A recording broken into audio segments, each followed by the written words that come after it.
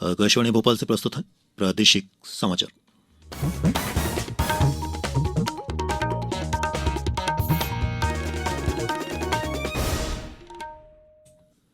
नमस्कार, समाचारों के साथ मैं प्रशांत सेंगर। सबसे पहले एक अपील। देश में कोरोना संक्रमण में तेजी के साथ वृद्धि हो रही है।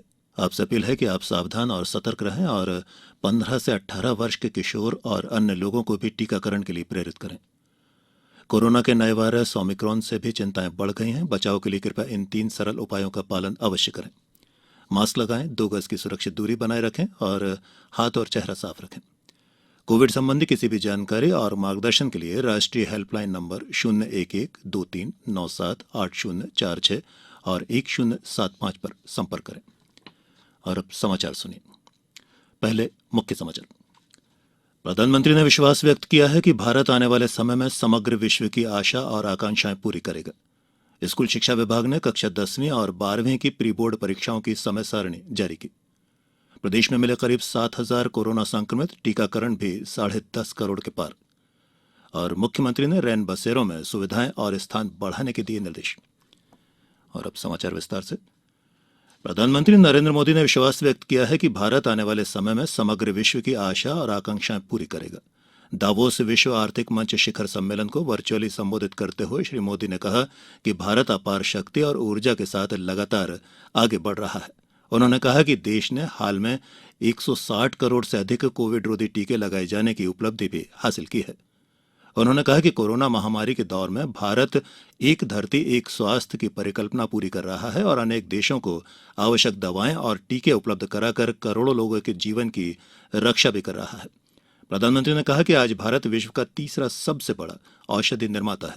उन्होंने कहा कि आज भारत विश्व का सबसे बड़ा सुरक्षित और सफल डिजिटल भुगतान मंच है। पिछले महीने ही भारत में 4 अरब 40 करोड़ लेनदेन यूपीआई के जरिए हुए हैं।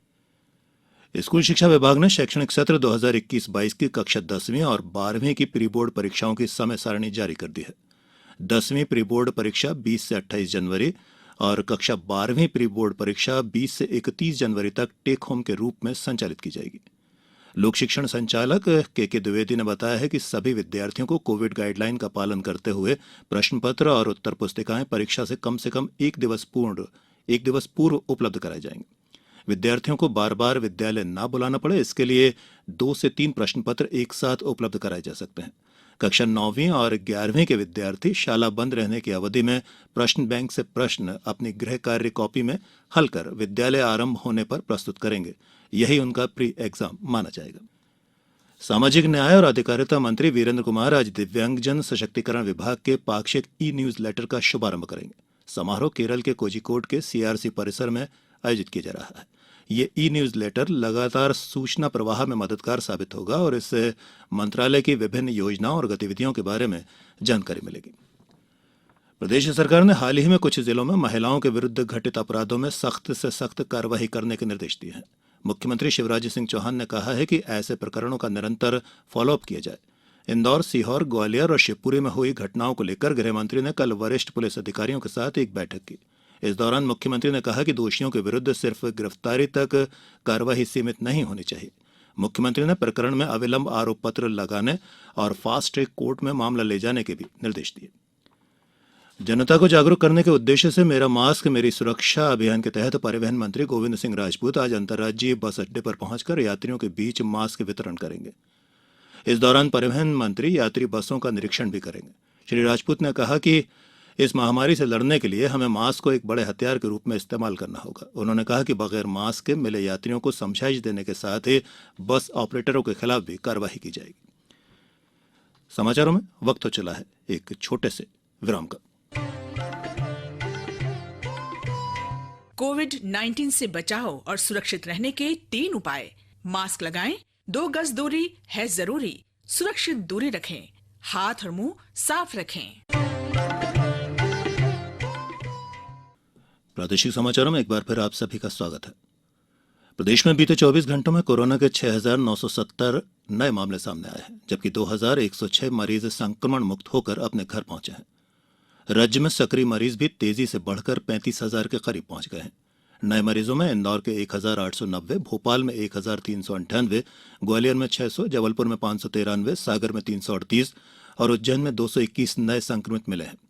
हालांकि राज्य में बीते 24 घंटों में कोरोना से कोई भी मौत नहीं हुई है। इधर प्रदेश में कल 2,24,510 लोगों का टीकाकरण किया गया। इन्हें मिलाकर राज्य में अब तक वैक्सीन के 10,77,14,613 डोज लगाए जा चुके हैं। मुख्यमंत्री शिवराज सिंह चौहान ने कहा है कि कोई भी व्यक्ति फुटपाथ पर न सोए, इसकी आवश्यक व्यवस्थाएं सुनिश्चित की जाए।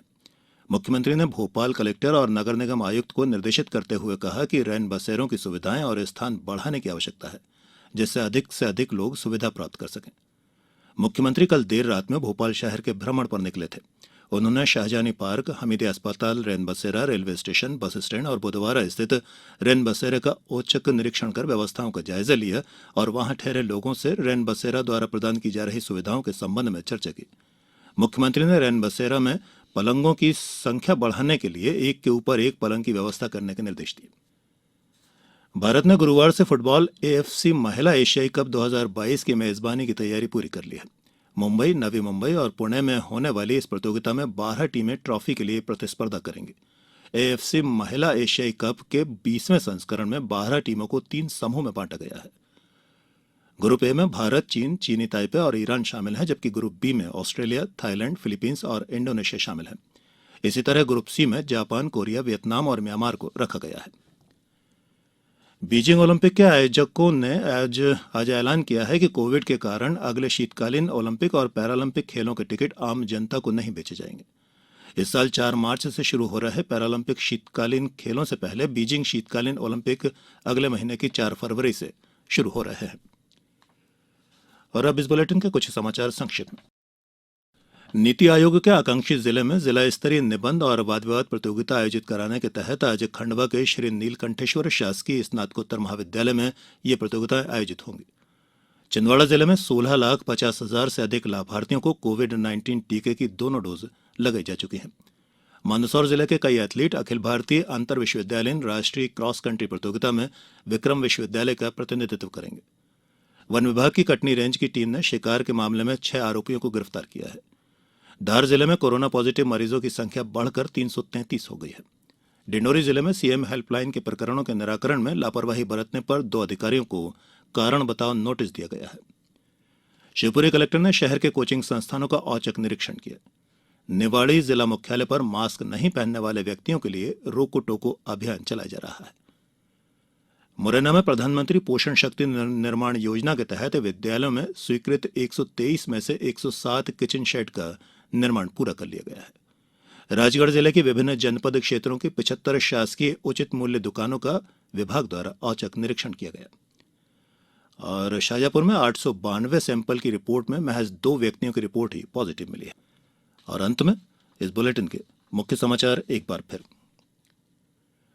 प्रधानमंत्री ने विश्वास व्यक्त किया है कि भारत आने वाले समय में समग्र विश्व की आशा और आकांक्षाएं पूरी करेगा। स्कूल शिक्षा विभाग ने कक्षा 10वीं और 12वीं की प्री बोर्ड परीक्षाओं की समय सारणी जारी की। प्रदेश में मिले करीब 7,000 कोरोना संक्रमित, टीकाकरण भी 10.5 करोड़ के पार पहुंचा। और मुख्यमंत्री ने रैन बसेरों में सुविधाएं और स्थान बढ़ाने के दिए निर्देश। इस बुलेटिन में इतना ही। अंत में एक अपील, हमेशा ध्यान रखें, मास्क और 2 गज की दूरी, हाथ धोना भी है जरूरी। नमस्कार।